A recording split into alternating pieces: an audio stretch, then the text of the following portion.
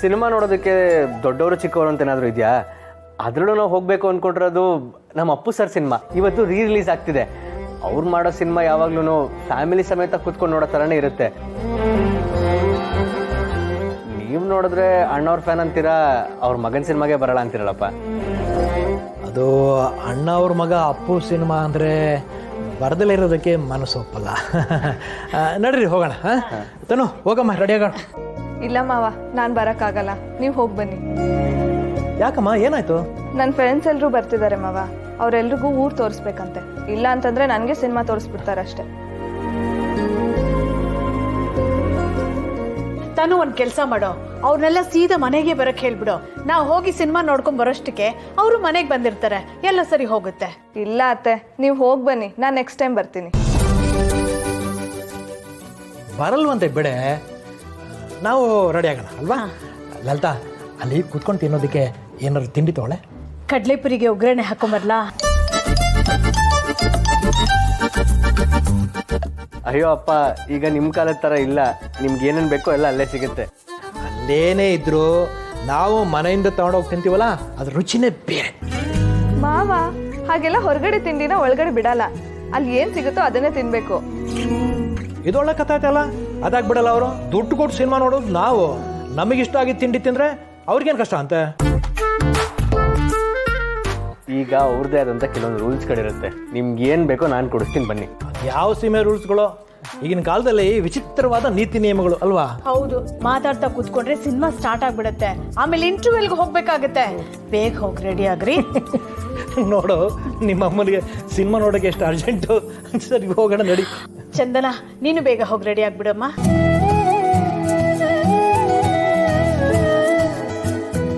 ಸರಿ, ನಾನು ಹೋಗಿ ಟಿಕೆಟ್ ಬುಕ್ ಮಾಡ್ತೀನಿ. ನೀವೆಲ್ಲ ಬೇಗ ಬೇಗ ರೆಡಿ ಆಗ್ಬಿಡಿ. ಸರಿ ಸರಿ. ಹಲೋ ಸರ್, ನಂಗೆ ಸುಳ್ಳು ಹೇಳಕ್ಕೆ ಬರಲ್ಲ ಸರ್. ನಾನು ಹೇಳಿದ್ರೆ ಅದನ್ನು ತಡ್ಕೊಳ್ಳೋ ಕೆಪಾಸಿಟಿ ನಿಮಗಂತೂ ಇಲ್ಲ ಸರ್. ನಾನು ಹೇಳ್ತಿರೋದು ಸತ್ಯ ಸತ್ಯ ಸತ್ಯ. ಬನ್ನಿ ಸರ್, ಜಾನ್ವಿ ಅವ್ರನ್ನ ಕಣ್ಣಿಡೀರಿ. ಕಣ್ಣಿಡೋದಕ್ಕೆ ನಾನಂತೂ ಬಿಡಲ್ಲ ಸರ್. ಆದರೂ ನೀವು ಗೆಲ್ಬೇಕು ಸರ್, ನಾನು ಸೋಲ್ಬೇಕು. ಅದಕ್ಕೆ ನಾನು ಸಪೋರ್ಟ್ ಮಾಡ್ತೀನಿ ಸರ್. ಬನ್ನಿ ಸರ್, ಸಿನಿಮಾ ನೋಡ್ಕೊಂಡು ಹೋಗಿ. ಅಭಿಮಾನಿಗಳೇ ನಮ್ಮನೆ ದೇವರು, ನಮ್ಮ ಜಯಂತ್ ಅವ್ರಿಗೆ ಜಾನ್ವಿನೇ ಉಸಿರು. ಬಾಯ್ ಬಾಸ್, ಸಾರಿ ಸರ್, ಬಾಯ್.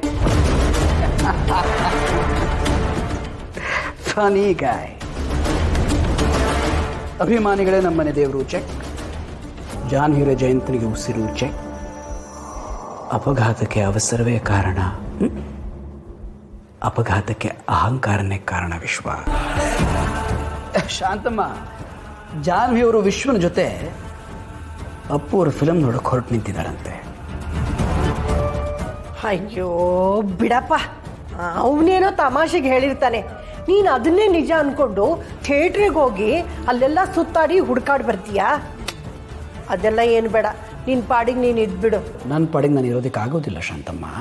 ಹಾವು ಸಣ್ಣದು, ಇನ್ನೂ ಮರಿ ಅಂತ ಹೇಳಿ ನೆಗ್ಲೆಕ್ಟ್ ಮಾಡಿದ್ರೆ ಕಚ್ಚಿದ ಮೇಲೆ ಪಶ್ಚಾತ್ತಾಪ ಪಡಬೇಕಾಗಿರೋದು ನಾವೇ ಅಲ್ವಾ? ವಿಷಯ ದೊಡ್ಡದು ಸಣ್ಣದು, ಅದಕ್ಕೆ ಕೊಡಬೇಕಾದ ಇಂಪಾರ್ಟೆನ್ಸ್ನ ನಾವು ಕೊಡಲೇಬೇಕು ಶಾಂತಮ್ಮ. ಹೀಗೆ ನೋಡಿ, ಜಾನ್ವಿಯವರು power star Puneeth Rajkumar film ನೋಡೋಕ್ಕೆ ಹೊರಟು ನಿಂತಿದ್ದಾರಂತೆ. ಪೂರ್ ಅಂದರೆ ಜಾನ್ವಿಯವ್ರಿಗೆ ತುಂಬ ಇಷ್ಟ. ಯಾವಾಗಲೂ ಅವ್ರ ಹಾಡನ್ನು ಹಾಡ್ತಾ ಇರೋರು. ಮರಿ, ನಾನು ನೀವು ಸಿನಿಮಾಗೆ ಹೋಗಲಿಲ್ಲ ಅಂತ ಈಗ ಅವು ವಿಶ್ವನ ಜೊತೆ ಸಿನಿಮಾ ನೋಡೋಕೆ ಹೊರಟು ನಿಂತಿದ್ದೀರಾ?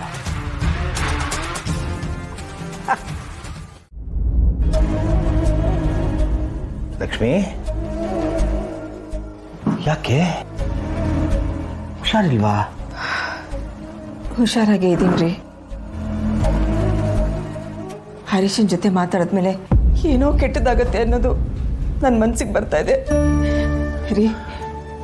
ಭಾವನನ ಮನೆಗೆ ಹೋಗೋಣ.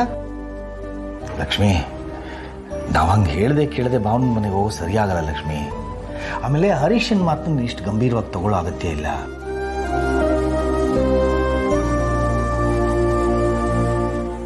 ಆಯ್ತಮ್ಮ, ಭಾವನಿಗೆ ನೇರವಾಗಿ ಫೋನ್ ಮಾಡಿ ವಿಷಯ ಏನು ಅಂತ ತಿಳ್ಕೊಳ್ಳೋಣ, ಆಯ್ತಾ?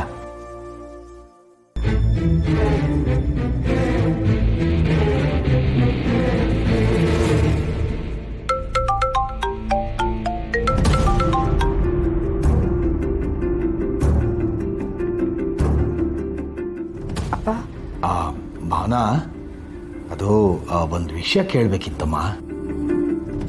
ಹರೀಶ ಫೋನ್ ಮಾಡಿದ್ದ. ಅದೇನೋ ಇವತ್ತು ನಿಮ್ಮ ಮಾವನ ಮನೆಯಲ್ಲಿ ಪಂಚಾಯತಿ ಸೇರಿಸ್ತಾ ಇದ್ದಾರಂತೆ, ನಿಜನಾ? ಹೌದಪ್ಪ, ನಾನು ಕಂಪ್ಲೇಂಟ್ ಕೊಟ್ಟು ಅವ್ರ ಮರ್ಯಾದೆ ಹಾಳು ಮಾಡಿದ್ದೀನಿ ಅಂತ ಮಾವ ತುಂಬ ಕೋಪ ಮಾಡ್ಕೊಂಡಿದ್ದಾರೆ.